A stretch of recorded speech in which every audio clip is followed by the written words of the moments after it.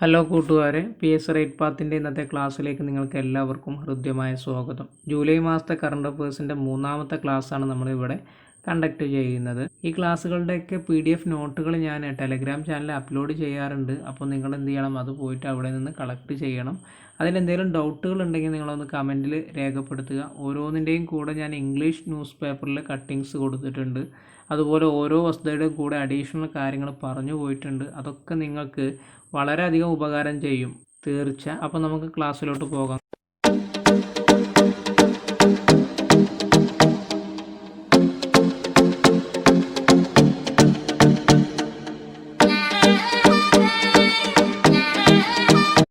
July മാസത്തിൻ്റെ മൂന്നാമത്തെ current അഫയേഴ്സിൻ്റെ ഈ ക്ലാസ്സിൽ നമ്മൾ ആദ്യമായി നോക്കുന്നത് പ്രധാനപ്പെട്ട ദിവസങ്ങൾ അല്ലെങ്കിൽ ആചരണങ്ങൾ എന്ന് പറയുന്ന ഒരു പാർട്ടാണ്. ഈ ഒരു മൂന്നാമത്തെ പാർട്ടിൽ വരുന്ന പ്രധാനപ്പെട്ട ഒരു ദിവസമാണ് ജൂലൈ 26 കാർഗിൽ വിജയ് ദിവസ് എന്ന് പറയുന്നത്. അന്നേ വന്നിട്ടുള്ള ഒരു ന്യൂസ് പേപ്പറാണ്, അതിൻ്റെ കട്ടിങ്ങാണ് ഞാനവിടെ കൊടുത്തിട്ടുള്ളത്. India to observe 21st anniversary of Kargil Vijay Diwas on July 26. ഈ ജൂലൈ 26 എന്ന് പറയുന്നത് നമ്മുടെ ഇന്ത്യ രാജ്യം 21ാമത്തെ കാർഗിൽ വിജയ് ദിവസമായിട്ട് നമ്മൾ ആനിവേഴ്സറി ആഘോഷിക്കുകയാണ്. പേ ട്രിബ്യൂട്ട്, നമുക്കൊരു ട്രിബ്യൂട്ട് കൊടുക്കാം ടു ഇറ്റ്സ് ബ്രേവ് മാർട്ടീഴ്സ്. ബ്രേവ്, ധീരരായ, മാർട്ടീഴ്സ്, രക്തസാക്ഷികൾ. അപ്പോൾ ധീരരായ രക്തസാക്ഷികൾക്ക് നമുക്കൊരു ട്രിബ്യൂട്ട് കൊടുക്കാം. ഇവിടെ ഈ ഓരോ വാക്കുകളും നിങ്ങൾ ഒരിക്കലും കാണാപ്പാഠം പഠിക്കരുത്. ഈ ഒരു വാക്കുകളെല്ലാം നമ്മൾ ഈ ന്യൂസുമായി കണ്ടക്ട് ചെയ്ത് മാത്രം ഓർത്തു വെച്ചാൽ മതി. കാരണം നമ്മൾ ഓട്ടോമാറ്റിക്കലി അതങ്ങനെ അറിയാതെ പഠിച്ചു പോകും. കാണാപ്പാഠം പഠിക്കാൻ കരുതി നമ്മളത് മറന്നു പോവുകയേ ചെയ്യുള്ളൂ. ഇനി ഇതുമായി ബന്ധപ്പെട്ട കാര്യങ്ങളാണ് നമ്മൾ നോക്കുന്നത്. 1999 കാർഗിൽ യുദ്ധം നടന്നിട്ടുണ്ടായിരുന്നത്. അന്നത്തെ ഇന്ത്യയുടെ പ്രധാനമന്ത്രി വാജ്പേയിയും പാകിസ്ഥാൻ്റെ നവാസ് ഷെരീഫും ആയിരുന്നു. ന്യൂഡൽഹി ലാഹോർ ബസ് ആരംഭിച്ച വർഷം എന്ന് പറയുന്നത് 1999 തന്നെയാണ്, ഫെബ്രുവരി 19. ലാഹോർ പ്രഖ്യാപനം നടന്നിട്ടുള്ളതും 1999 ഫെബ്രുവരി 21. ഈ ലാഹോർ പ്രഖ്യാപനത്തിൽ ഒപ്പുവെച്ചത് അന്നത്തെ പാകിസ്ഥാൻ പ്രധാനമന്ത്രിയായിട്ടുള്ള നവാസ് ഷെരീഫ് ആയിരുന്നു. പാകിസ്ഥാനിൽ നിന്നുള്ള നുഴഞ്ഞുകയറ്റക്കാരെ പുറത്താക്കാൻ കാർഗിൽ നടത്തിയിട്ടുള്ള സൈനിക നടപടിയാണ് ഓപ്പറേഷൻ വിജയ്. നമ്മൾ ഗോവയുടെ വിമോചനത്തിനും നടത്തിയത് ഇതേ പേര് തന്നെയായിരുന്നു, ഓർത്തു വെക്കുക. കാർഗിൽ യുദ്ധത്തിൽ വീരമൃത്യു മരിച്ചത് 527 സൈനികരാണ് ഇന്ത്യയുടെ. പാകിസ്ഥാനിൽ നിന്നുള്ള നുഴഞ്ഞുകയറ്റക്കാരെ പൂർണ്ണമായും തുരത്തിയെന്ന് കരസേന പ്രഖ്യാപിച്ചത് ജൂലൈ 26 അടുത്തതായിട്ട് ഓർത്തു വെക്കേണ്ടതാണ് ജൂലൈ 27 APJ അബ്ദുൽ കലാമിൻ്റെ ഓർമ്മ ദിവസം കൂടിയാണ് ഈ ജൂലൈ 27 എന്ന് പറയുന്നത്. അദ്ദേഹം ഇന്ത്യയുടെ 11ാമത്തെ രാഷ്ട്രപതിയായിരുന്നു. 12ാമത്തെ രാഷ്ട്രപതി എന്ന് പറയുന്നത് പ്രതിഭ പാട്ടീലും 13ാമത്തെ രാഷ്ട്രപതി പ്രണബ് മുഖർജിയും 14ാമത്തെ രാഷ്ട്രപതി എന്ന് പറയുന്നത് നിലവിലെ രാംനാഥ് കോവിന്ദുമാണ്. അപ്പോൾ നിലവിൽ 14ാമത്തെ പ്രസിഡൻ്റാണ് ഇപ്പോഴുള്ളത്. 2002 ജൂലൈ 25 തൊട്ട് 2007 ജൂലൈ 25 വരെയാണ് അദ്ദേഹം ഇന്ത്യക്കായിട്ട് രാഷ്ട്രപതിയായി സേവനം ചെയ്തിട്ടുണ്ടായിരുന്നത്. 1931 ജൂലൈ 15 തമിഴ്നാട്ടിലായിരുന്നു അദ്ദേഹം ജനിച്ചിട്ടുണ്ടായിരുന്നത്. മരണം നടക്കുന്നത് 2015 ജൂലൈ മേഘാലയയിൽ ക്ലാസ് നടത്തുകൊണ്ടിരിക്കുന്ന സമയത്തായിരുന്നു. ഭാരതരത്ന അവാർഡ് 1997 അദ്ദേഹത്തിന് കിട്ടിയിട്ടുണ്ട്. Hoover medal 2009. ഹൂവർ മെഡൽ കിട്ടുന്ന ആദ്യത്തെ ഏഷ്യക്കാരൻ കൂടിയാണ് APJ അബ്ദുൽ കലാം എന്ന് പറയുന്നത്. അദ്ദേഹത്തിൻ്റെ പ്രധാന കൃതികളാണ് India 2020, wings of fire, ignited minds തുടങ്ങിയ കൃതികളെല്ലാം. ഇനി ഈ ഒരു ഭാഗത്ത് നമ്മൾ മനസ്സിലാക്കേണ്ട 2 ദിനങ്ങളാണ് ജൂലൈ 28, ജൂലൈ 29 എന്ന് പറയുമ്പോൾ. ഈ ജൂലൈ 28 നമുക്ക് ആദ്യം നോക്കാം. ജൂലൈ 28 എന്ന് പറയുമ്പോൾ വേൾഡ് നാച്ചുറൽ കൺസർവേഷൻ ഡേ ആയിട്ട് നമ്മൾ ആചരിക്കുന്നുണ്ട്. അതോടൊപ്പം തന്നെ വേൾഡ് ഹെപ്പറ്റൈറ്റിസ് ഡേ ആയിട്ടും നമ്മൾ ആചരിക്കുന്നുണ്ട്. എന്താണ് വേൾഡ് നാച്ചുറൽ കൺസർവേഷൻ ഡേ എന്ന് പറഞ്ഞാൽ? ലോക പ്രകൃതി സംരക്ഷണ ദിനം എന്നാണ്. അതോടൊപ്പം തന്നെ ജൂലൈ 28 നമ്മൾ ആചരിക്കുന്നത് ലോക ഹെപ്പറ്റൈറ്റിസ് ദിനമായിട്ടുമാണ്. ഇനി നമ്മൾ പഠിക്കുന്ന ജൂലൈ 29 ബന്ധപ്പെട്ട് 3 ഫാക്ടേഴ്സാണ് നമ്മൾ ഓർത്തു വെക്കേണ്ടത്. അതിൽ ഒന്നാമത്തെ എന്ന് പറയുമ്പോൾ ഇൻ്റർനാഷണൽ ടൈഗേഴ്സ് ഡേ ആണ് ജൂലൈ 29. ഇനി ആ ടൈഗേഴ്സുമായി ബന്ധപ്പെട്ട് കുറച്ച് കാര്യങ്ങളാണ് നമ്മൾ നോക്കുന്നത്. 2010 സെൻറ്റ് പീറ്റേഴ്സ്ബർഗ് ഉച്ചകോടി മുതൽക്കാണ് ഈ ഒരു ദിനം, അന്താരാഷ്ട്ര കടുവ ദിനം എന്നുള്ളത് നമ്മൾ ആചരിച്ച് തുടങ്ങിയിട്ടുള്ളത്. 1972 മുതൽക്കാണ്, അല്ലെങ്കിൽ 1972 കടുവയെ ഇന്ത്യയുടെ ദേശീയ മൃഗമായിട്ട് പ്രഖ്യാപിച്ചിട്ടുണ്ടായിരുന്നത്. ഈ 1972 നമ്മൾ ഓർത്തിരിക്കേണ്ട ഒന്നാണ് 2ാമത്തെ അടിയന്തരാവസ്ഥ മണിപ്പൂർ സംസ്ഥാനം രൂപീകരിച്ചത്. അപ്പോൾ അത് ഇതുമായി കണക്ട് ചെയ്ത് പഠിച്ചാൽ മതി. 1972 കടുവയെ ഇന്ത്യയുടെ ദേശീയ മൃഗമായി പ്രഖ്യാപിച്ച വർഷത്തിലായിരുന്നു 2ാമത്തെ അടിയന്തരാവസ്ഥ ഉണ്ടായത് എന്നും അതുപോലെ മണിപ്പൂർ സംസ്ഥാനം രൂപീകരിച്ചെന്നും അതിനോട് ചേർത്ത് വെച്ച് പഠിക്കുക. തൊട്ടടുത്ത വർഷമാണ് ടൈഗർ പ്രൊജക്റ്റ് പദ്ധതിയും ആരംഭിച്ചത്. 1973 നിങ്ങൾ ഓർത്തു വെക്കണം. കാരണം മൈസൂർ എന്ന് പറയുന്ന സംസ്ഥാനം പിന്നീട് കർണാടക എന്ന പേരിലേക്ക് മാറ്റപ്പെട്ടത് 1973 അതുപോലെ തന്നെ കേരളം ആദ്യമായി കൊണ്ട് സന്തോഷ് ട്രോഫി നേടിയതും 1973 അപ്പോൾ ഈ ഒരു ടൈഗർ പ്രൊജക്റ്റ് പദ്ധതി എന്നുള്ളത് ഇതുമായി ബന്ധപ്പെട്ട് ചേർത്തി പഠിക്കുക കേട്ടോ. ഇന്ത്യയിൽ ക്യാമറ ട്രാപ്പ് സംവിധാനം തുടങ്ങിയത് 2004 ഇന്ത്യയിലെ ആകെ കടുവ റിസർവുകൾ എന്ന് പറയുമ്പോൾ 50 എണ്ണമാണ് ഉള്ളത്. ഇന്ത്യയിൽ ആകെ 50 കടുവ റിസർവുകളാണ് ഉള്ളത്. കേരളത്തിൽ 2 ടൈഗർ റിസർവുകളുണ്ട്. ഒന്ന് പെരിയാറും മറ്റൊന്ന് പറമ്പിക്കുളവും. അതിന് നിങ്ങൾ ചേർത്തി പഠിക്കുക. 2019 രാജ്യത്തെ മികച്ച കടുവാ സങ്കേതമായിട്ട് തിരഞ്ഞെടുത്തത് നമ്മുടെ പെരിയാറായിരുന്നു. 2019 മികച്ച കടുവാ സങ്കേതമായിട്ട് തിരഞ്ഞെടുത്തത് പെരിയാറായിരുന്നു. നമ്മുടെ രാജ്യത്തെ ഏറ്റവും കൂടുതൽ കടുവകളുള്ളത് മധ്യപ്രദേശ് ആയതുകൊണ്ട് തന്നെയാണ് മധ്യപ്രദേശ് ഒരു കടുവാ സംസ്ഥാനം എന്നുള്ള പേരിലൊക്കെ അറിയപ്പെടുന്നത്. 526 കടുവകളാണ് മധ്യപ്രദേശിലുള്ളതായിട്ട് റിപ്പോർട്ടുള്ളത്. ഇനി ജൂലൈ 29 എന്ന് പറയുമ്പോൾ കേരള നവോത്ഥാന നായകനായിട്ടുള്ള ശുഭാനന്ദ ഗുരുദേവൻ്റെ 70ാമത്തെ സ്മൃതി ദിനം കൂടിയാണ് ഈ ഒരു ജൂലൈ 29 എന്ന് പറയുമ്പോൾ. ശുഭാനന്ദ ഗുരുദേവനായിട്ട് ബന്ധപ്പെട്ട് നമ്മൾ പഠിച്ചിരിക്കേണ്ടതാണ്. അദ്ദേഹം 1932 സ്ഥാപിച്ചൊരു സംഘടന ഉണ്ട്, ആത്മബോധോദയ സംഘം എന്ന് പറയുന്നത്. അത് PSC ചോദിച്ചതാണ്, ഓർത്തു വെക്കുക. അദ്ദേഹം ജനിക്കുന്നത് 1882 ലോക്കൽ സെൽഫ് ഗവൺമെൻറ് ആക്ടൊക്കെ പാസ്സാക്കിയ വർഷമായിരുന്നു അത്. ഹണ്ടർ കമ്മീഷൻ സെറ്റപ്പ് ചെയ്ത വർഷമായിരുന്നു അത്. Post office saving project start ചെയ്ത വർഷമായിരുന്നു 1882. ആ വർഷത്തിലാണ് അദ്ദേഹം ജനിക്കുന്നത്. അദ്ദേഹത്തിൻ്റെ യഥാർത്ഥ പേര് എന്ന് പറയുന്നത് പാപ്പൻകുട്ടിയാണ്. ഇനി ജൂലൈ 29 എന്ന് പറയുമ്പോൾ മറ്റൊരു ദിനം കൂടി നമ്മൾ ഓർത്തിരിക്കേണ്ടതുണ്ട്. അഥവാ ജൂലൈ 29 എന്ന് പറയുന്നത് മോഹൻ ബഗാറിൻ്റെ ദിനമായിട്ട് ആചരിക്കുന്നുണ്ട്. എന്താണ് മോഹൻ ബഗാർ? ഇന്ത്യയിലെ ഏറ്റവും പഴക്കം ചെന്നിട്ടുള്ള ഒരു ഫുട്ബോൾ ക്ലബ്ബാണ് മോഹൻ ബഗാർ എന്ന് പറയുന്നത്. അതുമായി ബന്ധപ്പെട്ട് വന്നിട്ടുള്ള ഒരു ന്യൂസാണ് അവിടെ മുകളിൽ കാണുന്നത്. മോഹൻ ബഗാറിൻ്റെ US stock exchange Nasdaq displays club crest colours on Times squared billboard. അമേരിക്കയിലെ സ്റ്റോക്ക് എക്സ്ചേഞ്ച് ആയിട്ടുള്ള നാസ്ഡാക്കിൻ്റെ ബിൽ ബോർഡിൽ പ്രദർശിപ്പിച്ച ഏക ഇന്ത്യൻ ഫുട്ബോൾ ക്ലബ്ബ് എന്ന് പറയുന്നത് മോഹൻ ബഗാറാണ്. ഇനി ജൂലൈ മാസത്തെ കറണ്ട് അഫയേഴ്സിൽ നമ്മൾ നോക്കുന്നത് പൊതുകാര്യം എന്ന് പറയുന്ന ഭാഗമാണ്. Madhya Pradesh governor Lalji Tandon dates at 85. അടുത്തിടെ അന്തരിച്ച മധ്യപ്രദേശിലെ ഗവർണറായിരുന്നു ലാൽജി ടണ്ടൻ എന്ന് പറയുന്നത്. 2018 മുതൽ 2019 വരെ അദ്ദേഹം ബീഹാറിൻ്റെ ഗവർണറായിരുന്നു. മറ്റൊന്നാണ് ഡൽഹി ഗവൺമെൻറ് അപ്രൂവ്സ് മുഖ്യമന്ത്രി ഘർ റേഷൻ യോജന. വീടുകളിൽ റേഷൻ നേരിട്ട് എത്തിക്കാനായിട്ട് മുഖ്യമന്ത്രി ഘർ റേഷൻ യോജന അവതരിപ്പിച്ചിട്ടുള്ളത് ഡൽഹിയാണ്. ഡൽഹിയുടെ മുഖ്യമന്ത്രി നമുക്കറിയാം അരവിന്ദ് കെജ്രിവാളാണ്. മറ്റൊന്ന്, അടുത്തിടെ ഏത് കോച്ച് ഫാക്ടറിയാണ് കോവിഡാനന്തര റെയിൽവേ കോച്ചുകൾ വികസിപ്പിച്ചെടുത്തത്? കപൂർത്തല റെയിൽവേ ഫാക്ടറി കോച്ചാണ് കേട്ടോ. കപൂർത്തല റെയിൽ കോച്ച് ഫാക്ടറി സ്ഥിതി ചെയ്യുന്നത് പഞ്ചാബിലാണ്. അതുമായി ബന്ധപ്പെട്ട് വന്നൊരു ന്യൂസായിരുന്നു Indian railways unveil new coaches for post COVID-19 world. കോവിഡിന് ശേഷമുള്ള ഇന്ത്യൻ റെയിൽവേയുടെ പുതിയ കോച്ചുകൾ അനാവരണം ചെയ്യുന്നു എന്ന് പറഞ്ഞുള്ള ഒരു ന്യൂസായിരുന്നു അത്. മറ്റൊരു ന്യൂസ്, അടുത്തിടെ അന്തരിച്ച പ്രശസ്ത നർത്തകിയാണ് അമല ശങ്കർ. രാജ്യാന്തര തലത്തിൽ ഇന്ത്യയുടെ സാംസ്കാരിക നയതന്ത്രജ്ഞയായിട്ടാണ് അമല ശങ്കർ അറിയപ്പെട്ടിരുന്നത്. ഇതുമായി ബന്ധപ്പെട്ട് വന്ന ഇംഗ്ലീഷ് പേപ്പറിലൊരു ന്യൂസായിരുന്നു renowned dancers Amala Shankar passed away in Kolkata. അദ്ദേഹത്തിൻ്റെ ഫോട്ടോ ആണ് മുകളിൽ കൊടുത്തിട്ടുള്ളത്.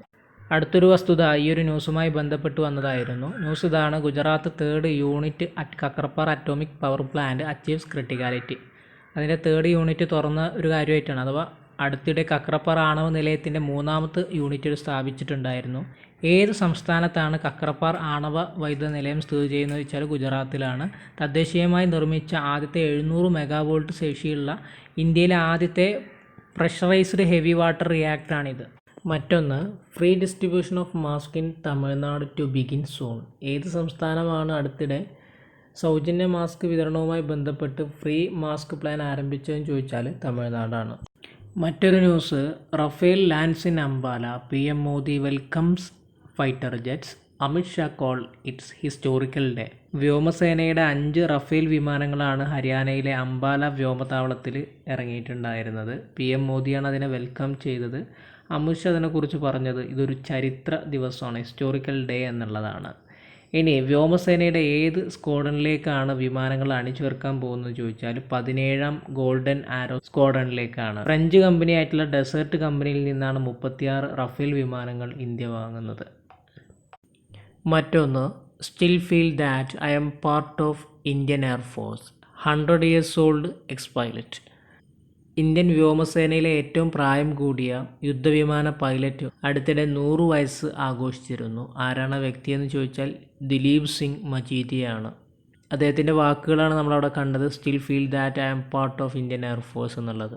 1940 ബ്രിട്ടീഷ് സാമ്രാജ്യത്തിലെ റോയൽ ഇന്ത്യൻ എയർഫോഴ്സിൽ അംഗമായ ഇദ്ദേഹം ഇന്ന് ജീവിച്ചിരിക്കുന്നവരിൽ ഏറ്റവും പ്രായമേറിയ പൈലറ്റാണ്. മറ്റൊന്ന്, India UK affirm commitment towards free trade agreement. 14ാമത് ഇന്ത്യ ബ്രിട്ടൻ സംയുക്ത സാമ്പത്തിക വ്യാപാര സമിതി യോഗത്തിൽ അധ്യക്ഷത വഹിച്ച ഇന്ത്യയുടെ മന്ത്രിയാണ് പീയൂഷ് ഗോയൽ എന്ന് പറയുന്നത്. അദ്ദേഹം കേന്ദ്ര വാണിജ്യ വ്യവസായ മന്ത്രി കൂടിയാണ്. ജൂലൈ മാസത്തെ ഈ കറണ്ട് അഫേഴ്സിൽ അടുത്തതായി നമ്മൾ നോക്കുന്നത് പൊതുകാര്യം കേരള എന്ന് പറയുന്ന ഭാഗമാണ്. അടുത്തിടെ സംസ്ഥാന സർക്കാരിൻ്റെ ഏത് പദ്ധതിക്കാണ് നബാർഡ് ഇൻഫ്രാസ്ട്രക്ചർ ഫണ്ടിൽ നിന്ന് 1061 കോടി രൂപ അനുവദിച്ചത്? കെ-ഫോണിനായിരുന്നു. കെ-ഫോൺ എന്ന് പറഞ്ഞാൽ കേരള ഫൈബർ ഓപ്റ്റിക്കൽ നെറ്റ്വർക്ക് എന്ന് പറയുന്നതാണ്. അതുമായി ബന്ധപ്പെട്ട് വന്നൊരു ന്യൂസായിരുന്നു Kerala government to roll out K Fon free internet project by December 2020. 2020 അവസാനത്തിൽ ഡിസംബർ മാസത്തിൽ കേരള ഗവൺമെൻറ് എന്ത് ചെയ്യുന്നുണ്ട്? ഫ്രീ ഇൻ്റർനെറ്റ് പ്രൊജക്റ്റുമായി ബന്ധപ്പെട്ട് കെ-ഫോൺ സമർപ്പിക്കുന്നുണ്ട്. റോൾ ഔട്ട് എന്ന് പറഞ്ഞു കഴിഞ്ഞാൽ ശരിക്കും വിരിക്കുക എന്നൊക്കെ കേട്ടോ അർത്ഥം വരുന്നത്. കേരളത്തിൽ സമ്പൂർണ്ണ ഇൻ്റർനെറ്റ് ലഭ്യത ലക്ഷ്യമിടുന്ന പദ്ധതിയാണ് ഈ കെ-ഫോൺ എന്ന് പറയുന്നത്. സംസ്ഥാന സർക്കാർ സ്ഥാപനങ്ങളെ ബന്ധിപ്പിക്കാനും സാമ്പത്തികമായി പിന്നോക്കം നിൽക്കുന്ന 20 ലക്ഷം കുടുംബങ്ങൾക്ക് ഇൻ്റർനെറ്റ് ലഭ്യമാക്കുക എന്നുള്ളതാണ് ഈ പദ്ധതിയുടെ ലക്ഷ്യമെന്ന് പറയുന്നത്. Kerala state information technology infrastructure limited എന്ന് പറയുന്ന KSITIL പദ്ധതി നടപ്പിലാക്കാനുള്ള ചുമതല, അതല്ലെങ്കിൽ പദ്ധതി നടപ്പിലാക്കുന്ന സ്ഥാപനം എന്ന് പറയുന്നത്. മറ്റൊരു ന്യൂസ് എന്ന് പറയുന്നത് Kerala's techno park get top CRISIL rating for second time.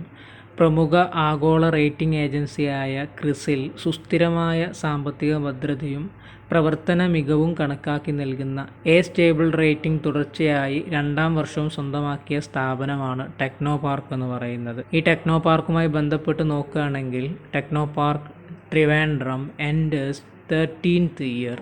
രാജ്യത്തെ ഏത് IT പാർക്കാണ് രൂപം കൊണ്ടതിൻ്റെ 30ാം വാർഷികം നിലവിൽ ആഘോഷിക്കുന്നത് ചോദിച്ചാൽ തിരുവനന്തപുരത്തെ ടെക്നോ പാർക്കാണ്. തിരുവനന്തപുരം ടെക്നോ പാർക്കാണ് രാജ്യത്തെ ആദ്യത്തെ IT ടെക്നോ പാർക്ക് എന്ന് പറയുന്നത്. 1990 അത് രൂപം കൊള്ളുന്നത്. 1990 ജൂലൈ 28 ഇലക്ട്രോണിക് ടെക്നോളജി പാർക്ക് എന്ന പേരിൽ ഒരു സൊസൈറ്റി രൂപീകരിച്ചത് ടെക്നോ പാർക്കായി പിറവി കൊള്ളുന്നത്. ടെക്നോ പാർക്ക് സ്ഥാപിക്കാൻ മുൻകൈ എടുത്തിട്ടുള്ള മുഖ്യമന്ത്രിയാണ് EK നായനാർ എന്ന് പറയുന്നത്. 1995 നവംബർ 18 ടെക്നോ പാർക്ക് പ്രധാനമന്ത്രിയായിരുന്ന നരസിംഹറാവു ആണ് രാജ്യത്തിന് സമർപ്പിക്കുന്നത്. ടെക്നോ പാർക്കിൻ്റെ ആദ്യത്തെ ചെയർമാനായിരുന്നു KP നമ്പ്യാർ. ആദ്യത്തെ CEO ആയിരുന്നു G വിജയരാഘവൻ എന്ന് പറയുന്നത്. തിരുവനന്തപുരം ടെക്നോ പാർക്ക് എന്ന് പറയുന്നത് ഏഷ്യയിലെ തന്നെ ഏറ്റവും വലിയ ടെക്നോ പാർക്കുകളിൽ ഒന്നുകൂടിയാണ്. മറ്റൊന്ന്, പണം നൽകി യാത്ര ചെയ്യാവുന്ന ലോകത്തിലെ ഏറ്റവും മികച്ച വൈദ്യുത ബോട്ടിനുള്ള ഗുസ്താവ് ട്രോവ് പുരസ്കാരം ലഭിച്ച ബോട്ട് എന്ന് പറയുന്നത് ആദിത്യയാണ്. ഇന്ത്യയിലെ ആദ്യത്തെ സോളാർ ബോട്ടാണ് ആദിത്യ എന്ന് പറയുന്നത്. ഈ അവാർഡിന് വേണ്ടി തിരഞ്ഞെടുത്ത ഏഷ്യയിൽ നിന്നുള്ള ഏക ബോട്ട് കൂടിയാണ് ആദിത്യ. വേമ്പനാട്ട് കായലിൽ വൈക്കം മുതൽ തവണക്കടവ് വരെയാണ് ഈ ഒരു ആദിത്യയുടെ സർവീസ് എന്ന് പറയുന്നത്. കേരള ജലഗതാഗത വകുപ്പിൻ്റെ ഉടമസ്ഥതയിലുള്ള ബോട്ടാണ് ആദിത്യ. ഇതുമായി ബന്ധപ്പെട്ട് വന്ന ന്യൂസായിരുന്നു India's first solar ferry Aditya wins Gustave Trouvé award. Ferry എന്ന് പറഞ്ഞു കഴിഞ്ഞാൽ കടത്തുവള്ളം എന്നാണ്. ഇന്ത്യയിലെ ആദ്യത്തെ സോളാർ കടത്തുവള്ളമാകുന്ന ആദിത്യക്കാണ് ഗുസ്താവ് ട്രോവ് അവാർഡ് ലഭിച്ചിട്ടുള്ളത് എന്നാണ് അതിലെ സാരം. മറ്റൊരു ന്യൂസാണ് first online cabinet meeting held in Kerala amid COVID-19 crisis. ഏത് സംസ്ഥാനമാണ് ആദ്യമായി കൊണ്ട് ഓൺലൈൻ മന്ത്രിസഭാ യോഗം നടത്തിയെന്ന് ചോദിച്ചാൽ കേരളമാണ്. ജൂൺ 27 ഈ ഒരു കോവിഡിൻ്റെ പശ്ചാത്തലത്തിലായിരുന്നു അങ്ങനെ ഒരു ഓൺലൈൻ ക്യാബിനറ്റ് മീറ്റിംഗ് നടത്തേണ്ടി വന്നത്. മറ്റൊന്ന്, തിരുവിതാംകൂർ പ്രധാനമന്ത്രിയും കേരളത്തിൻ്റെ മുൻ മുഖ്യമന്ത്രിയും തിരുകൊച്ചിയുടെ മുൻ മുഖ്യമന്ത്രിയായിട്ടുള്ള പട്ടം താണുപിള്ളയുടെ വേർപാടിൻ്റെ 50ാം വാർഷികമാണ് നമ്മളിപ്പോൾ ആചരിക്കുന്നത്. നിയമസഭയുടെ രേഖ പ്രകാരം നോക്കുകയാണെങ്കിൽ 1970 ജൂലൈ 27 അദ്ദേഹം മരിക്കുന്നത്. 26 കറക്റ്റ് എന്ന് പറയുന്നത്. 1948 മാർച്ച് 24 അദ്ദേഹം തിരുവിതാംകൂറിൻ്റെ പ്രധാനമന്ത്രിയാകുന്നത്. പിന്നീട് 1949 ജൂലൈ 1 രൂപീകരിച്ച തിരുകൊച്ചി എന്ന് പറയുന്ന സംസ്ഥാനത്തിൻ്റെ മുഖ്യമന്ത്രിയായി. അദ്ദേഹം രൂപീകരിച്ചിട്ടുള്ള പാർട്ടിയാണ് പ്രജാ സോഷ്യലിസ്റ്റ് പാർട്ടി എന്ന് പറയുന്ന PSP. അദ്ദേഹം പഞ്ചാബിൻ്റെയും ആന്ധ്രാപ്രദേശിൻ്റെയൊക്കെ ഗവർണറായിരുന്നു. കേരള ജനത എന്ന് പറയുന്ന ഒരു പത്രത്തിൻ്റെ സ്ഥാപകനും അതിൻ്റെ ചീഫ് എഡിറ്ററും ആയിരുന്നു പട്ടംതാണുപിള്ള. രാജിവെച്ചിട്ടുള്ള കേരളത്തിൻ്റെ ആദ്യ മുഖ്യമന്ത്രിയാണ് പട്ടംതാണുപിള്ള. വളരെ ഇമ്പോർട്ടൻ്റ് ആണ്, ശ്രദ്ധിക്കണം. രാജിവെച്ചിട്ടുള്ള കേരളത്തിൻ്റെ ആദ്യത്തെ മുഖ്യമന്ത്രിയാണ് പട്ടംതാണുപിള്ള. കൂട്ടുകക്ഷി മന്ത്രിസഭയ്ക്ക് നേതൃത്വം നൽകിയ ആദ്യത്തെ കേരള മുഖ്യമന്ത്രിയും അദ്ദേഹം തന്നെയാണ്. വളരെ ഇമ്പോർട്ടൻ്റ് ആയി ശ്രദ്ധിക്കുക. 19-ാം നൂറ്റാണ്ടിൽ ജനിച്ചിട്ടുള്ള മുഖ്യമന്ത്രി എന്ന് പറയുന്നതും പട്ടംതാണുപിള്ളയാണ്. PSC ചോദിച്ചതാണ്. ഇനി കറണ്ട് അഫേഴ്സിൽ നമ്മൾ നോക്കുന്നത് സൈനിക അഭ്യാസങ്ങൾ, ആയുധടപാട് എന്ന് പറയുന്ന ഭാഗമാണ്. അതിൻ്റെ കീഴിൽ വരുന്ന കാര്യങ്ങൾ. അടുത്തിടെ ചൈനയ്ക്ക് മുന്നറിയിപ്പുമായി ഏതൊക്കെ രാജ്യങ്ങൾ തമ്മിലാണ് ഇന്ത്യൻ മഹാസമുദ്രത്തിൽ സൈനിക അഭ്യാസമാകുന്ന പാസസ് നടത്തിയതെന്ന് ചോദിച്ചാൽ ഇന്ത്യയും അമേരിക്കയും ചേർന്നിട്ടാണ്. അമേരിക്കയുടെ ഏറ്റവും വലിയ യുദ്ധവാഹിനി കപ്പലാകുന്ന USS നിമിക്സ് ആണ് അതിൽ പങ്കെടുത്തിട്ടുണ്ടായിരുന്നത്. അതുമായി ബന്ധപ്പെട്ട ന്യൂസാണ് അവിടെ മുകളിൽ കൊടുത്തിട്ടുള്ളത്. USS Nimitz conduct PASSEX with Indian navy എന്ന് പറയുന്നത്. ഇനി കറണ്ട് അഫേഴ്സിൽ നോക്കുന്ന ഹെഡാണ് നിയമനം. അപ്പോൾ അതിൻ്റെ കീഴിൽ വരുന്ന കാര്യങ്ങൾ നമുക്കൊന്ന് നോക്കാം. അടുത്തിടെ കേന്ദ്ര ആരോഗ്യ സെക്രട്ടറിയായി ചുമതലയേറ്റ വ്യക്തിയാണ് രാജേഷ് ഭൂഷൺ എന്ന് പറയുന്നത്. അതുമായി ബന്ധപ്പെട്ട ന്യൂസാണ് അവിടെ കൊടുത്തിട്ടുള്ളത്. Senior IAS officer Rajesh Bhushan appointed new union health secretary. മറ്റൊന്ന്, കാലാവസ്ഥാ വ്യതിയാനവുമായി ബന്ധപ്പെട്ട് സാമൂഹിക പ്രവർത്തകരടങ്ങുന്ന UN ഉപദേശക സമിതിയിലേക്ക് ഇന്ത്യയിൽ നിന്നും തിരഞ്ഞെടുക്കപ്പെട്ട വ്യക്തിയാണ് ഒഡീഷയിൽ നിന്നുള്ള അർച്ചന സ്വരാങ് എന്ന് പറയുന്നത്. 18-നും 28 വയസ്സിന് ഇടയ്ക്കുള്ള 6 പേരെയാണ് അതിലേക്ക് തിരഞ്ഞെടുക്കുന്നത്. അതുമായി ബന്ധപ്പെട്ട ന്യൂസാണ് അവിടെ മുകളിൽ കൊടുത്തിട്ടുള്ളത്. UN appoints Indian Archana Soreng to youth advisory group on climate change. ഇനി അടുത്ത ഹെഡ് എന്ന് പറയുന്നത് അന്താരാഷ്ട്രം എന്നുള്ളതാണ്. കറണ്ട് അഫേഴ്സിൽ നമ്മൾ ചർച്ച ചെയ്യുന്നത്. അതിൻ്റെ കീഴിൽ വരുന്ന കാര്യങ്ങൾ നോക്കാം. Polio vaccination campaign restart in Afghanistan and Pakistan after COVID-19 hiatus. COVID-19 hiatus എന്ന് പറഞ്ഞാൽ COVID-19ൻ്റെ ഒരു ഇടവേളക്ക് ശേഷം എന്നുള്ളതാണ്. ഏത് രാജ്യമാണ് കോവിഡ് പശ്ചാത്തലത്തിൽ നിർത്തിവെച്ചിരുന്ന പോളിയോ വാക്സിനേഷൻ പ്രവർത്തനം അടുത്തിടെ പുനരാരംഭിച്ചതെന്ന് ചോദിച്ചാൽ പാകിസ്ഥാനും അഫ്ഗാനിസ്ഥാനുമാണ്. ഇന്നും ലോകരാജ്യങ്ങളിൽ ഏറ്റവും കൂടുതൽ പോളിയോ കാണപ്പെടുന്നത് പാകിസ്ഥാനിലും അഫ്ഗാനിസ്ഥാനിലുമാണ്. മറ്റൊന്ന്, ഏത് രാജ്യവുമായിട്ടാണ് ഇന്ത്യ പുതിയ ട്രേഡ് റൂട്ട് സ്ഥാപിക്കുന്നത് ചോദിച്ചാൽ ഭൂട്ടാനുമായിട്ടാണ്. പശ്ചിമ ബംഗാളിലെ ജയ്ഗാവോൺ മുതൽ ഭൂട്ടാനിലെ പസാക്ക വരെയാണ് പുതിയ ട്രേഡ് റൂട്ട് എന്ന് പറയുന്നത്. അതുപോലെ വന്നൊരു ന്യൂസാണ് India Bangladesh building maritime ties to easily ship goods to north east India. ഈ മാരിടൈം ടൈസ് എന്ന് പറഞ്ഞു കഴിഞ്ഞാൽ സമുദ്രബന്ധം എന്നാണ് അർത്ഥം. അപ്പോൾ ഇന്ത്യയും ബംഗ്ലാദേശും ഒരു സമുദ്രബന്ധം ബിൽഡ് ചെയ്യുകയാണ്, സ്ഥാപിക്കുകയാണ്. എന്തിനു വേണ്ടിയിട്ട്? ടു ഈസിലി ഷിപ്പ് ഗുഡ്സ്, വളരെ പെട്ടെന്ന് ചരക്ക് നീക്കം നടത്താൻ വേണ്ടിയിട്ട് ടു നോർത്ത് ഈസ്റ്റ് ഇന്ത്യ, വടക്ക് കിഴക്കൻ സംസ്ഥാനങ്ങളിലേക്ക്. അപ്പോൾ അതിനുവേണ്ടി ധാരണയിലെത്തിയ രാജ്യം എന്ന് പറയുന്നത് ബംഗ്ലാദേശാണ്. ബംഗ്ലാദേശിലെ ചത്തോഗ്രാം തുറമുഖം വഴി ത്രിപുരയുടെ തലസ്ഥാനമായിട്ടുള്ള അഗർത്തലയിലേക്ക് ചരക്ക് നീക്കം നടത്തുക എന്നുള്ളതാണ് ഇതിൻ്റെ ഒരു ലക്ഷ്യം എന്ന് പറയുന്നത്. ഇപ്രകാരം കൊൽക്കത്ത തുറമുഖത്തു നിന്നും ബംഗ്ലാദേശിലെ ചത്തോഗ്രാം തുറമുഖം വഴി അഗർത്തലയിലേക്ക് എത്തിയ ആദ്യത്തെ കണ്ടെയ്നർ ഷിപ്പാണ് MV ഷൈജാദി എന്ന് പറയുന്നത്.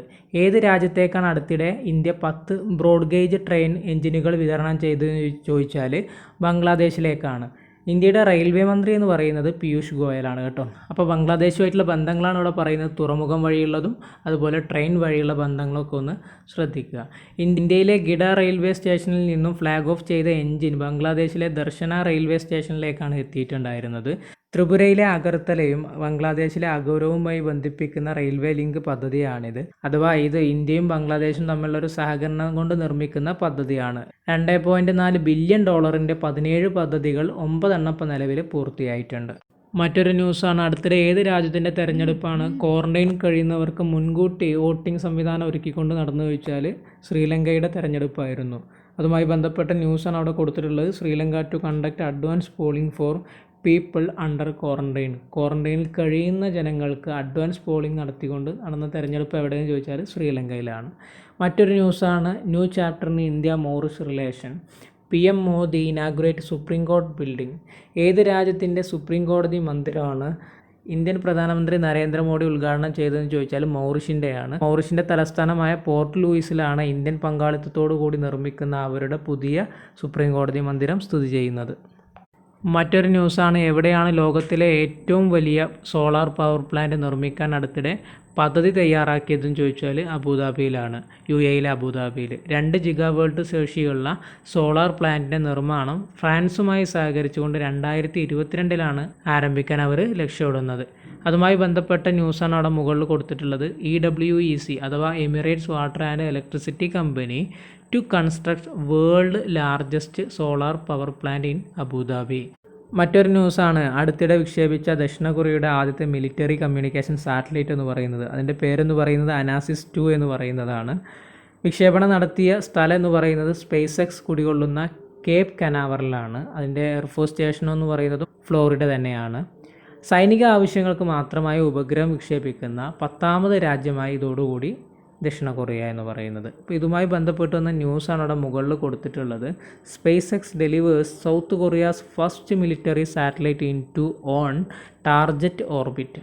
ഇനി പറയുന്നത് ദക്ഷിണ കൊറിയയുമായി ചേർത്ത് വെച്ച് നിങ്ങൾ മനസ്സിലാക്കേണ്ടതാണ്. രാജ്യത്ത് മുമ്പ് വിലക്കിയ ചൈനീസ് ആപ്പുകൾ എന്ന് പറയുന്നത് 59 ആപ്പുകളായിരുന്നു. അവർക്ക് പുറമെ കുറച്ച് ആപ്പുകൾ കൂടി കേന്ദ്ര സർക്കാർ വിലക്കിയിട്ടുണ്ടായിരുന്നു. അത് 47 എണ്ണമാണ്. അതിൽ ജനപ്രിയ ഗെയിമായിട്ടുള്ള പബ്ജിയും ഉണ്ടെന്നാണ് പറഞ്ഞിട്ടുണ്ടായിരുന്നത്. ഈ പബ്ജി നിർമ്മിച്ച കമ്പനി എന്ന് പറയുന്നത് ദക്ഷിണ കൊറിയൻ കമ്പനി ആയിട്ടുള്ള ജൂഹോളാണ്.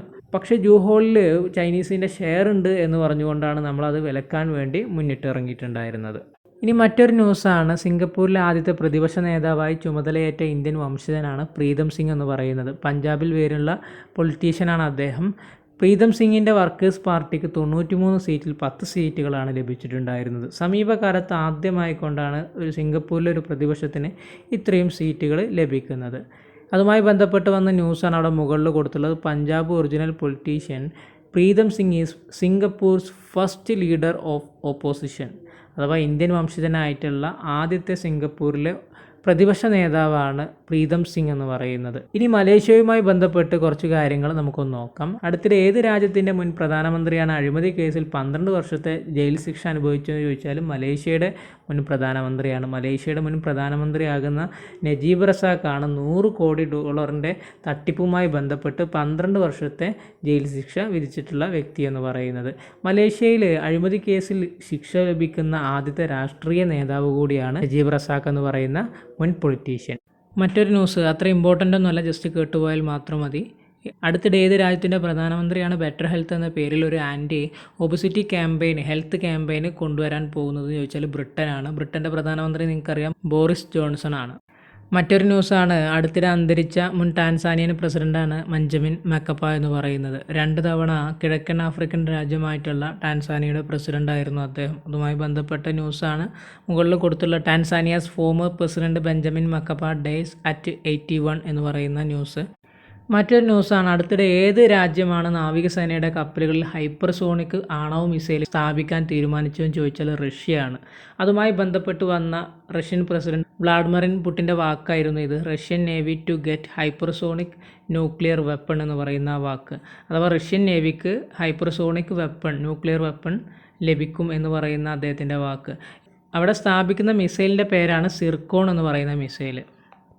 ഇനി കറണ്ട് അഫയേഴ്സിൻ്റെ ക്ലാസ്സിൽ നമ്മൾ നോക്കുന്നത് കായികം വേദികൾ എന്നതിൻ്റെ കീഴിൽ വരുന്ന കാര്യങ്ങളാണ്. നോക്കാം നമുക്ക് ഓരോന്നായിട്ട്. Anna Ushenina wins FIDE women's speed chess championship. അഥവാ അന്ന ഉസൈന എന്ന് പറയുന്ന ഉക്രൈനുകാരിയാണ് ഫിഡെ വുമൺസ് സ്പീഡ് ചെസ്സിൽ ചാമ്പ്യൻഷിപ്പ് വിജയിയായിട്ടുള്ള വ്യക്തി എന്ന് പറയുന്നത്. അവിടെ ഇന്ത്യയുടെ ബെസ്റ്റ് പെർഫോമർ ആയിരുന്നു കൊനരു ഹംപി. 7ാം സ്ഥാനമാണ് അദ്ദേഹത്തിന് കിട്ടിയത്. ഇന്ത്യയുടെ ചെസ് താരങ്ങളായിട്ടുള്ള വനിതകളാണ് ദ്രാണവല്ലി ഹരിക, അതുപോലെ ആർ വൈശാലി എന്നിങ്ങനെ തുടങ്ങിയ വ്യക്തികൾ. മറ്റൊരു ന്യൂസാണ് ഇറ്റാലിയൻ ലീഗിലും അതുപോലെ സ്പാനിഷ് ലീഗിലും ഇംഗ്ലീഷ് പ്രീമിയർ ലീഗിലും 50 ഗോൾ തികക്കുന്ന ആദ്യത്തെ കളിക്കാരനെന്ന റെക്കോർഡ് സ്വന്തമാക്കിയ വ്യക്തിയാണ് ക്രിസ്ത്യാനോ റൊണാൾഡോ എന്ന് പറയുന്നത്. അതുമായി ബന്ധപ്പെട്ട ന്യൂസാണ് അവിടെ മുകളിൽ കൊടുത്തിട്ടുള്ള. Ronaldo is the first player in history to score at least 50 goals in Premier League England, La Liga Spain and Serie A Italy. Italian ലീഗിലും വേഗത്തിൽ 50 ഗോൾ നേടിയ വ്യക്തിയും റൊണാൾഡോ തന്നെയാണ് കേട്ടോ. മറ്റൊരു ന്യൂസാണ് Umar Akmal's 3-year suspension reduced to 18 months. ഏത് ക്രിക്കറ്റ് താരത്തിൻ്റെ 3 വർഷത്തെ വിലക്കാണ് അടുത്തിടെ 18 മാസമായി ചുരുക്കിയതെന്ന് ചോദിച്ചാൽ പാകിസ്ഥാൻ ക്രിക്കറ്റ് താരമായിട്ടുള്ള ഉമർ അക്മലിൻ്റെ ആയിരുന്നു. അതുപോലെ അടുത്തിടെ ICC 2 വർഷത്തേക്ക് വിലക്ക് ഏർപ്പെടുത്തിയ ബംഗ്ലാദേശ് താരമാണ് കാസി ഓനിക് എന്ന് പറയുന്നത്. ഇറ്റാലിയൻ ലീഗിലെ ചാമ്പ്യന്മാരായിരുന്നു യുവൻറ്റസ്. തുടർച്ചയായിട്ടുള്ള 9ാമത്തെ കിരീടമാണ് യുവൻറ്റസ് നേടുന്നത്. ഇംഗ്ലീഷ് പ്രീമിയർ ലീഗിൽ മികച്ച ഗോളടിക്കാരനുള്ള സുവർണ്ണ പാതുക നേടിയത് ജാമി വാർഡി ആയിരുന്നു. മികച്ച ഗോൾ കീപ്പർ ആയിരുന്നത് എഡ്വൈസൺ ആയിരുന്നു. ഇനി നമ്മൾ കറണ്ട് അഫയേഴ്സിൽ നോക്കുന്നത് പദ്ധതികളാണ് കേട്ടോ. ഓരോന്നും നമുക്ക് നോക്കാം. ഭിന്നശേഷിക്കാരായ വനിതകളുടെ വിവാഹ ആവശ്യത്തിന് സഹായം നൽകുന്ന കേരള സർക്കാർ പദ്ധതിയാണ് പരിണയം എന്ന് പറയുന്നത്. രണ്ടാമത്തത്, ഏത് സംസ്ഥാനമാണ് അടുത്തിടെ മിനറൽ വാട്ടർ പ്ലാന്റ് സ്ഥാപിക്കാൻ തീരുമാനിച്ചത് ചോദിച്ചാൽ ഹരിയാനയാണ്. ഹരിയാന ഫ്രഷ് എന്നുള്ള ബ്രാൻഡോട് കൂടിയിട്ടാണ് ആ കുപ്പിവെള്ളം വിപണിയിൽ ഇറക്കാൻ അവർ ലക്ഷ്യമിടുന്നത്. അതുമായി ബന്ധപ്പെട്ട ന്യൂസാണ് Haryana government to start production of bottled water Haryana fresh എന്ന് പറയുന്നത്. മറ്റൊരു ന്യൂസാണ്, ഏത് വർഷം ലക്ഷ്യം പൂർത്തീകരിക്കാനാണ് ഇന്ത്യൻ റെയിൽവേ നോർത്ത് ഈസ്റ്റ് സംസ്ഥാനങ്ങളുടെ തലസ്ഥാനങ്ങൾ ബന്ധിപ്പിക്കാൻ റെയിൽവേ ലൈൻ പദ്ധതി ആവിഷ്കരിക്കുന്നത് ചോദിച്ചാൽ 2023-ലാണ്. 2023-ലാണ് നോർത്ത് ഈസ്റ്റ് സംസ്ഥാനങ്ങളുടെ തലസ്ഥാനങ്ങൾ ബന്ധിപ്പിക്കുന്ന ഒരു റെയിൽവേ ലൈൻ പദ്ധതി ആവിഷ്കരിക്കുന്നത്. ഈ റെയിൽവേയുമായി ബന്ധപ്പെട്ട് വരുന്ന മറ്റൊരു ന്യൂസാണ്, 2023 കൂടി രാജ്യത്തെ 109 റൂട്ടുകളിൽ 151 സ്വകാര്യ പാസഞ്ചർ ട്രെയിൻ ഓടിക്കാനാണ് ഇന്ത്യൻ റെയിൽവേ ലക്ഷ്യമിടുന്നത്. അതിൽ first set of private train to be introduced by 2023, all 151 such services by 2027. ആദ്യത്തെ പ്രൈവറ്റ് ട്രെയിൻ ഇൻട്രൊഡ്യൂസ് ചെയ്യുന്നത് 2023-ലും 151 പൂർത്തീകരിക്കുന്നത് 2027-ലും ആണ് എന്നാണ് അതിൻ്റെ സാരം. മറ്റൊന്ന്, രണ്ടാം ചന്ദ്രയാൻ വിക്ഷേപണത്തിൻ്റെ 1ാം വാർഷികത്തിൽ ചന്ദ്രൻ്റെ അപൂർവ ചിത്രങ്ങൾ പുറത്തുവിട്ട ISRO. ചന്ദ്രൻ്റെ ദക്ഷിണധ്രുവത്തിലെ മാൻസിനസ്, സിംപലിയ എന്നീ ഗർത്തങ്ങളുടെ ചിത്രമാണ് ചന്ദ്രയാൻ പുറത്തുവിട്ടത്. ഇനി ചന്ദ്രയാനുമായി ബന്ധപ്പെട്ട് 2-3 കാര്യങ്ങൾ. ശ്രീഹരിക്കോട്ടയിൽ നിന്ന് കഴിഞ്ഞ ജൂലൈ 22-നാണ് ചന്ദ്രയാൻ 2 വിക്ഷേപിച്ചത്. ഓഗസ്റ്റ് 20-നാണ് ചന്ദ്രൻ്റെ ഭ്രമണപഥത്തിൽ ചന്ദ്രയാൻ 2 എത്തിയിട്ടുണ്ടായിരുന്നത്.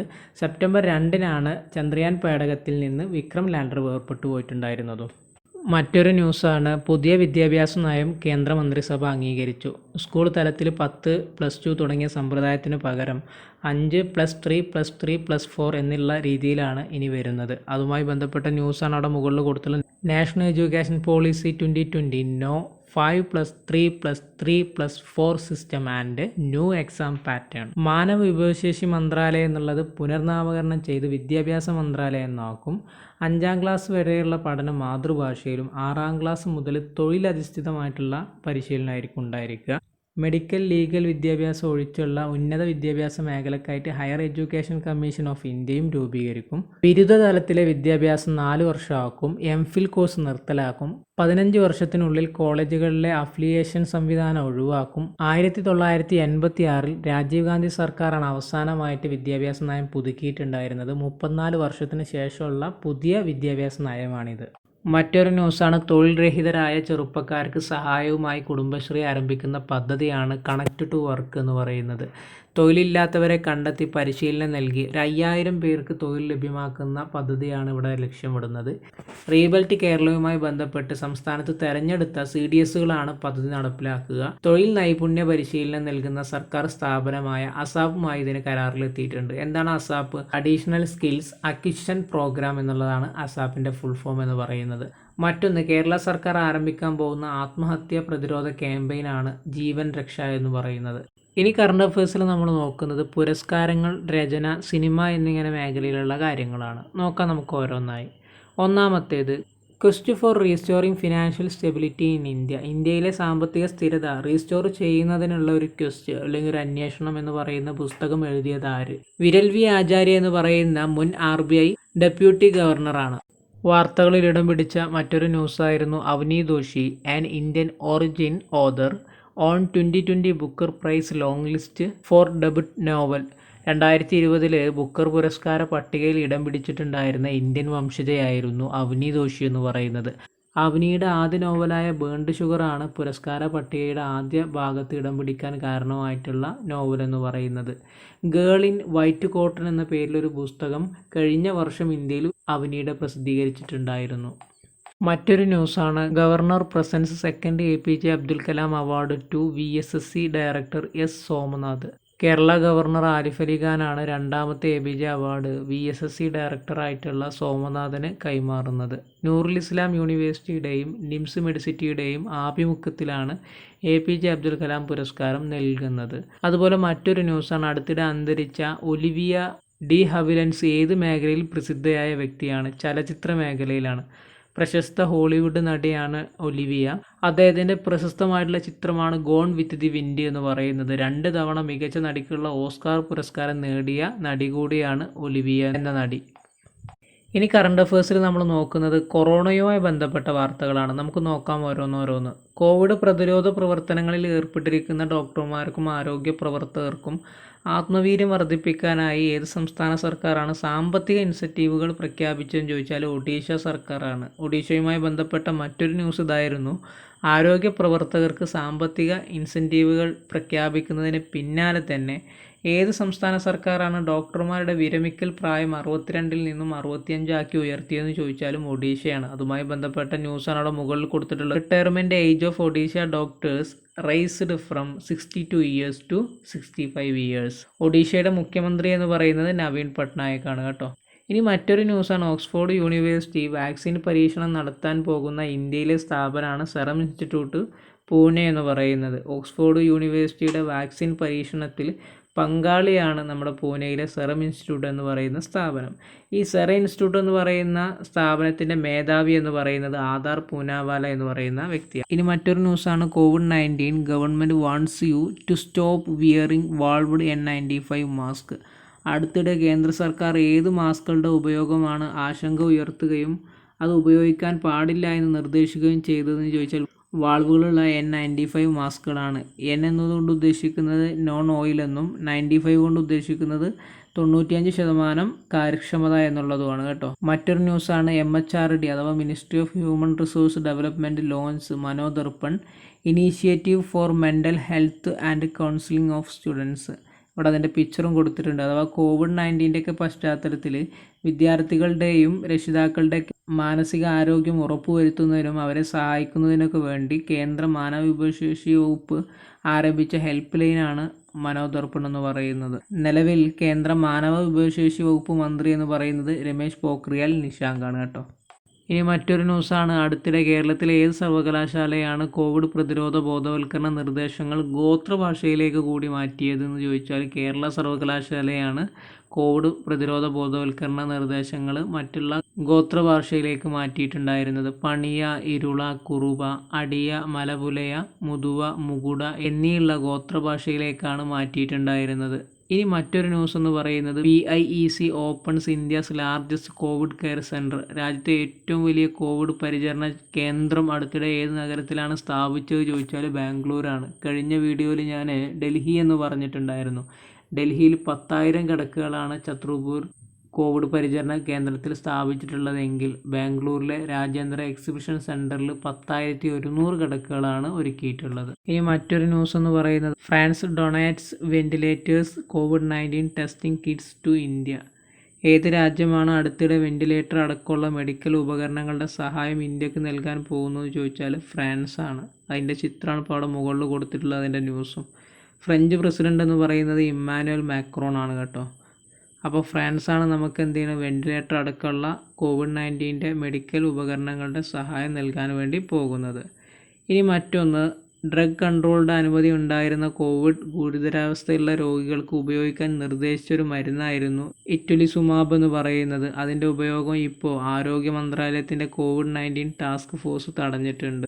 അപ്പോൾ കൂട്ടുകാരെ, ജൂലൈ മാസത്തെ കറണ്ട് അഫയേഴ്സിൻ്റെ ഈ ഒരു ക്ലാസ് ഇവിടെ പൂർണ്ണമാകുകയാണ്. ജൂലൈ മാസത്തെ കറണ്ട് അഫയേഴ്സ് ഞാൻ 3 ക്ലാസ്സുകളിലായിട്ടാണ് തീർത്തിട്ടുള്ളത്. ആ ഓരോ കറണ്ട് അഫയേഴ്സിൻ്റെയും കൂടെ തന്നെ അതുമായി ബന്ധപ്പെട്ട വസ്തുതകൾ പറഞ്ഞിട്ടുണ്ട്. അതിൻ്റെ ഇംഗ്ലീഷ് പേപ്പറിലുള്ള ന്യൂസുകൾ ഞാൻ അവതരിപ്പിച്ചിട്ടുണ്ട്. അത് എന്തിനു വേണ്ടിയിട്ടാണ്, ഇംഗ്ലീഷ് വെക്കാബുലറി കൂട്ടാനും അതുപോലെ തന്നെ ഇംഗ്ലീഷിൽ നിങ്ങളുടെ കഴിവ് വർദ്ധിപ്പിക്കാനും വേണ്ടിയിട്ടാണ് ഞാനത് ഇംഗ്ലീഷ് പേപ്പറിലെ ന്യൂസ് കൂടി അവിടെ കൊടുത്തു പോയിട്ടുള്ളത്. അപ്പോൾ നിങ്ങളുടെ അഭിപ്രായങ്ങളും നിർദ്ദേശങ്ങളും നിങ്ങൾ കമൻ്റായിട്ട് രേഖപ്പെടുത്തുക. ഈ ഒരു ക്ലാസ് നിങ്ങൾക്ക് ഇഷ്ടപ്പെട്ടിട്ടുണ്ടെങ്കിൽ കൂട്ടുകാർക്കൊക്കെ ഷെയർ ചെയ്ത് കൊടുക്കുക. നമുക്ക് മറ്റൊരു വീഡിയോ ആയിട്ട് വീണ്ടും കാണാം. താങ്ക്